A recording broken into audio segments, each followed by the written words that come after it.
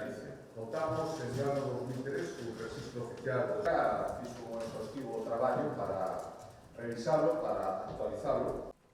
Cambio de asunto, de consellería, un bloque de medio ambiente que ten que ver coas pasos que seguimos dando en desenvolvemento da Lei de Ordenación do Litoral.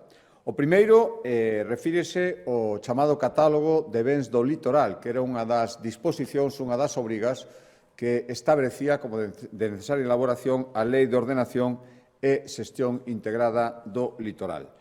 Esta lei decía que había que elaborar un catálogo dos bens de valor cultural que había no noso litoral e, polo tanto, isto foi o que fixemos logo dun traballo tamén de campo exhaustivo polos 86 concellos costeiros de Galicia e de ter lugar as casi 150, de ter en conta as casi 150 achegas que recibimos na fase de consulta pública. Hoxe o Consello aprobou o catálogo de bens de valor cultural do litoral, que identifica máis de 2.000 construcións que será necesaria a partir de agora, despois desta catalogación, protexer e conservar. Estamos falando de faros, antiguas fábricas relacionadas coa actividade marítima, salgadura, tratamento e elaboración de peixes, de conservas de peixe, conserveiras, muiños, ata máis de 2.000. 988 están na provincia da Coruña, 835 na de Pontevedra e 180 na provincia de Lugo.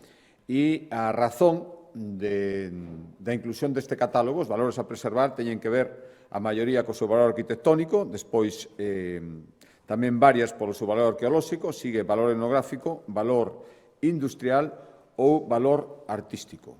E máis da metade dos bens inventariados, concretamente 1041, vai ser posible solicitar un cambio de uso para darlle unha segunda vida sempre que se garantan as parámetros de protección que se establecen no catálogo, é dicir, poderán ter unha segunda vida pois algo máis da metade, 1041. O resto, por diversas razóns, terán que ser conservados, pero sin poder darlles outro uso.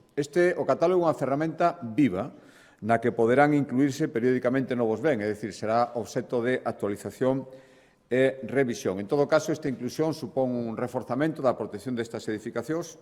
Hai varias circunstancias que se acreditan, por destacarlle dúas. O primeira é que, se se fan ali obras de reforma, terán que seguir estrictamente todas as instruccións e a normativa de patrimonio cultural, se que se poden facer obras para darlles outro uso, e, a partir dos concellos, deberá incluir no seu planeamento urbanístico, ata agora non é obrigatorio, e, polo tanto, todas as edificacións que se fan ao redor terán que ter en conta a inclusión destes bens no novo catálogo de bens culturais situados no litoral.